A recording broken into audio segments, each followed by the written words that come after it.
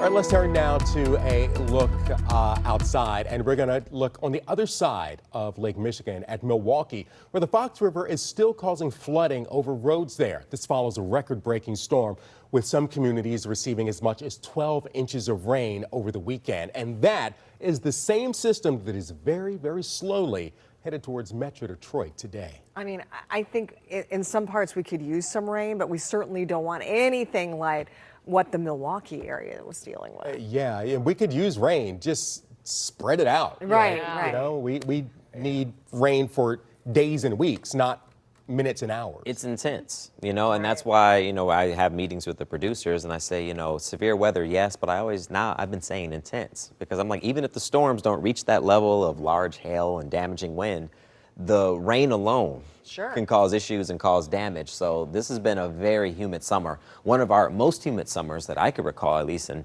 not too distant future, or not future, but not too long ago. But we've been dealing with this over the last couple of months, and we're going to continue to deal with the same old thing for today. Severe weather is a possibility for today. We're expecting the humidity to lead to the fuel for more storms that could not only flourish, but also reach a level where they can drop a lot of rainfall. Torrential rain could cause some flooding. That's why we have that green color that was highlighted. That's a marginal risk for severe weather. I like to say before the watches and the warnings, you always get the outlook, or usually you'll get the outlook, and that's depicting that storms are going to ignite later this afternoon. Thinking after 1 o'clock, we'll start to see these storms start to come together. Any one of these can cause some issues across Metro Detroit. They'll stick around between 1 and at least about 10 or 11 o'clock. And they can cause some problems out there with the flooding rain, the gusty winds up to 60 miles an hour, and the vivid lightning.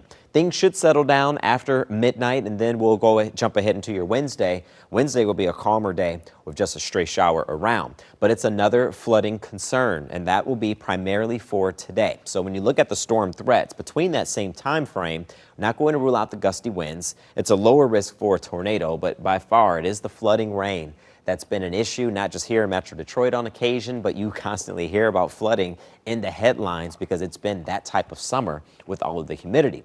With that said, also the heat is still here, and with that humidity, there's a heat index to talk about. So there are the two numbers compared. I want you to see our high temp that we're forecasting will be the number on the left there. 90 degrees seems to be about the average, but on the side of that, that's what the humidity is going to make the 90s feel like. So there's a heat and humidity comparison for today. Simply put, it's just a hot one. We'll get a brief break from the heat, and that'll take place through the middle of the week at 84. We'll cool down to the 60s for lows, but then the humidity and the 90s, they'll be back for the Dream Cruise for a hot weekend ahead. Storms hold off until